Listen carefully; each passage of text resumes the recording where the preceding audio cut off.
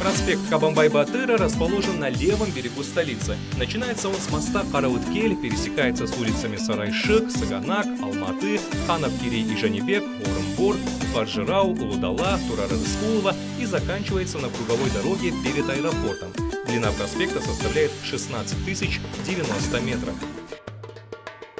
Кабанбай-Батыр – известный казахский военачальник и полководец. Настоящее имя – Ерасыл. Имя Кабанбай он получил еще в юности, когда проявил бесстрашие, защищая табуны от нападения диких кабанов. В борьбе против джунгарского нашествия отличился героическими подвигами и проявил себя как талантливый полководец. В 1730 году принимал участие в сражении на Анракай-Алаколе, позже в битвах у подножия гор Шингыстау и на берегах реки Иртыш. Казахский писатель Кабдеш Жумадилов описал подвиги Кабанбай-Батыра в своем романе «Дарабоз».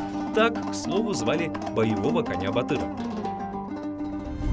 По проспекту Кабанбай-Батыра расположена кардиологическая клиника Национального научного медицинского центра, национальная компания «Казмунайгаз», столичный цирк, дворец бракосочетания Салтанат-Сарая, стадион Астана-Арена, велотрек Сарыарка, Назарбаев университет и выставочные павильоны Экспо-2017.